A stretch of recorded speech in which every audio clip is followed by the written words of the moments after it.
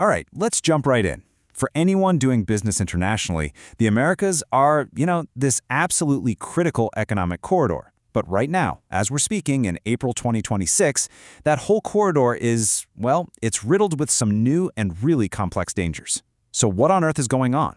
We are going to unpack the key threats, and we're using this high-level risk briefing as our roadmap.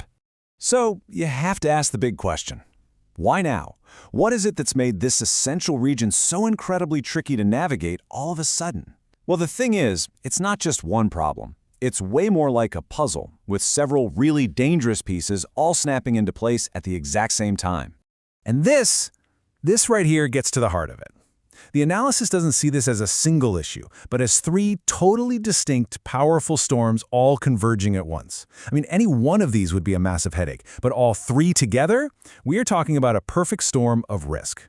So let's break them down one by one. Okay, so our first storm, it's actually brewing in the United States. But here's the twist. It's not a storm of instability inside the US. Not at all. It's about the shockwaves its domestic policies are sending out. Shockwaves that are slamming into anyone trying to get into the country or even just do business with it. And here's where the rubber really meets the road.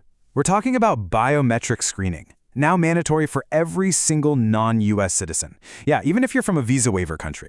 On top of that, border agents now have clear authority to inspect your personal devices, your phone, your laptop.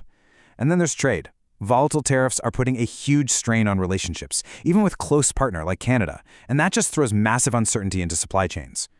So, what does this all actually mean for people on the ground? It means that a simple business trip across the US border, it's just not simple anymore.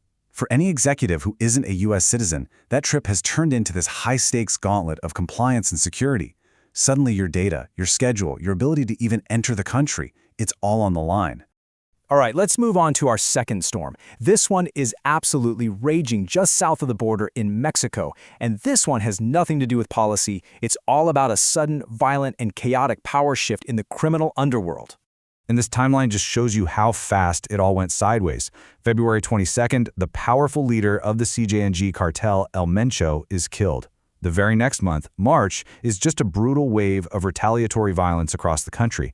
And that brings us to right now, April, where there's this huge power vacuum because the cartel has splintered into all these warring factions. And just to give you some perspective on the violence, get this.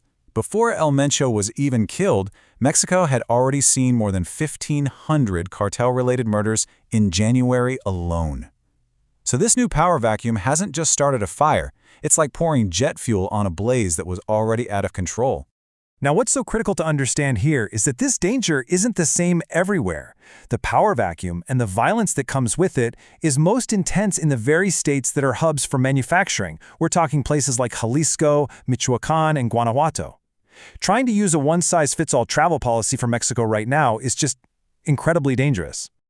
Which brings us to our third and final storm. Now, this one isn't some sudden event. It's more like a chronic, low-pressure system that just never leaves. We're talking about the deep-seated, persistent instability that has plagued parts of Latin America and the Caribbean for years. These are the foundational risks that are always there, under the surface. And you just have to look at this to see how extreme things have gotten in some of the hotspots. Take Haiti's capital, Port-au-Prince. Right now, armed gangs control an estimated 90% of the city. 90%. They own the roads, the seaports, and they've repeatedly attacked the international airport. For all practical purposes, the city is a complete no-go zone. And believe me, this isn't just about controlling territory. It's about a staggering human cost. In just under a year, more than 5,500 people were killed. A number like that, it takes the abstract idea of instability and makes it tragically, horribly real. Then you've got a place like Venezuela, which is a completely different kind of threat. This isn't about street crime, this is state-sponsored risk. The danger of being arbitrarily detained is very real.